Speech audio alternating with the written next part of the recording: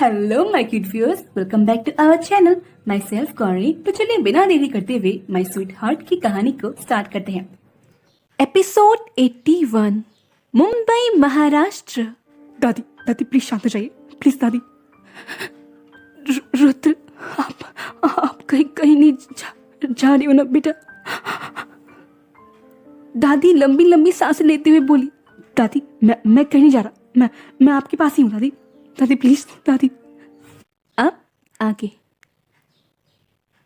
दादी की हालत देख वहां मौजूद सारे लोग बहुत घबरा जाते हैं। शिविन जल्दी से दादी के पास आकर बोला, दादी देखिए भाई कहीं नहीं जा रही, प्लीज प्लीज आप शांत हो जाइए। दादी प्लीज पानी पी लीजिए। तभी जानवी जल्दी से वहां दादी की तरफ पानी की बोतल बढ़ाते हुए बोली।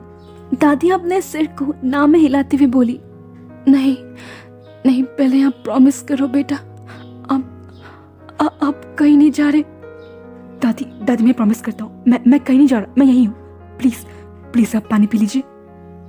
इतना बोल रुद्र जानवी के हाथ से पानी बोतल ली दादी को अपने हाथ से पानी पिलाने लगता है। दादी भी धीरे धीरे पानी पीने लगती है। कुछ मिनट बाद ओटी का दरवाजा खोल एक नर्स बाहर निकल जल्दी से आगे बढ़ जाती है। कुछ सेकंड्स बाद वही नर्स फिर से अंदर जाती है। फिर कुछ सेकंड्स बाद एक डॉक्टर बाहर आते हैं। वही ये सब देख सीमा जी डॉक्टर से बोली, डॉक्टर मेरे हस्बैंड ठीक तो है ना? देखिए मिस राजावत, पेशेंट की कंडीशन बहुत क्रिटिकल है, उनका बहुत ब्लड लॉस हो चुका है और अनफॉर्चुनेटली उनका जो ब्लड ग्रुप है वो हमारे यहाँ खत्म हो चुका है। क्या आपकी फैमिली में से किसी का भी ब्लड बी पॉजिटिव है? डॉक्टर की बात सुन सब पूरी तरह घबरा जाते हैं। तभी पीछे से एक आवाज आती है, डॉक्टर मेरा है, you can take mine. Rudra की बात सुन सब हैरान हो जाते हैं। वहीं रुद्र की बात सुन दादी की आंखों में आंसू और होठों पर एक मुस्कान छा जाती है। इधर डॉक्टर रुद्र से बोली, oh it's great, please come. इतना बोल डॉक्टर आगे बढ़ जाते हैं। इधर रुद्र दादी के पास आकर बोला, दादी डोंट वरी, मिस्टर राजावत को कुछ नहीं होगा। इतना बोल वो भी आगे बढ़ जाता है। ऑपरेशन लगभग 3 घंटे चलता है। रात के तकरीबन 7 बजे ओटी का दरवाजा खोल डॉक्टर बाहर आते हैं। डॉक्टर को देख दादी जल्दी से बोली, डॉक्टर मेरा बच्चा ठीक तो है ना? जी परेशान मत होइए, पेशेंट अभी खतरे से बाहर है। डॉक्टर की बात सुन सबके दिलों को एक सुकून मिलता है। इनफैक्ट रुद्र के चेहरे में भी एक ना देखने वाली मुस्कान आ जाती है। वहीं विजय जी को एक नॉर्मल वार्ड में शिफ्ट कर देते हैं। धीरे धीरे समय बीतने लगता है। एक नर्स वार्ड से बाहर आकर बोली, पेशेंट को होश आ गया है, आप सब चाहे तो उनसे मिल सकते हैं। नर्स की बात सुन सब जल्दी से अंदर की तरफ बढ़ जाते हैं। वहीं रुद्र के कदम दरवाजे के पास ही ठिठक जाते हैं। इधर वार्ड के अंदर ब्रिजेश जी धीरे धीरे अपनी आंखें खोलते हैं। ये देख दादी जल्दी से अपने आंसू पोंछ कर बोली, ब्रिजेश मेरा बच्चा। सीमा जी बोली, भगवान का लाख लाख शुक्रिया, आप ठीक है। आपको पता है आपकी हालत देख मेरी सांसें अटक गई थी। वहीं दूसरी ओर रुद्र कांच की खिड़की से विजय जी को देख रहा था।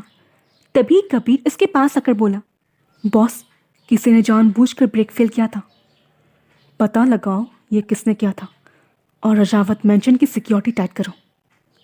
इतना बोल रुद्र आगे बढ़ जाता है।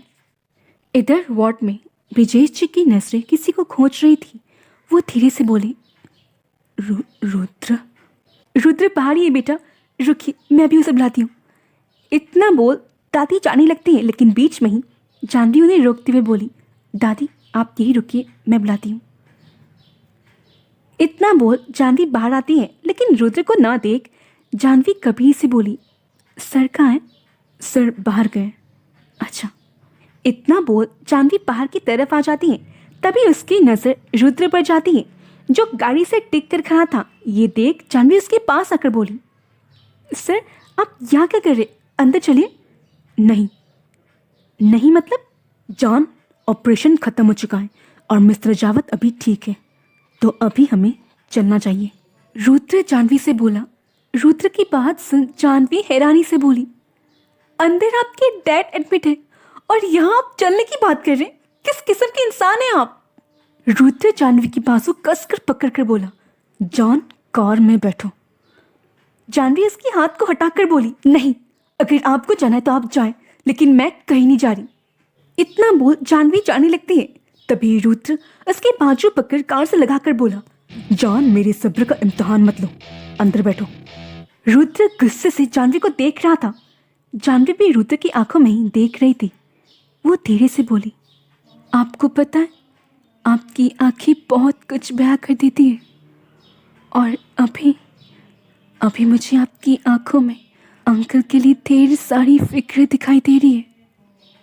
फिर धीरे से इसके सीने में अपना हाथ रखकर बोली, आपके इस दिल में कहीं ना कहीं थोड़ी सी जगह है अंकल के लिए।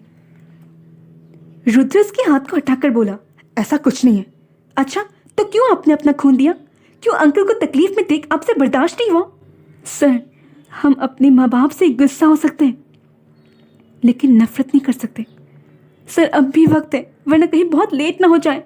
जानवी की बात सुन रुद्र जानवी की बाजू पकड़ गुस्से से बोला, जान, तुम्हें नहीं पता मेरे साथ क्या हुआ है, तो अच्छा होगा तुम इन सब में ना पढ़ो। तो बताइए ना, आपके साथ क्या हुआ है? क्या हुआ है आपके साथ?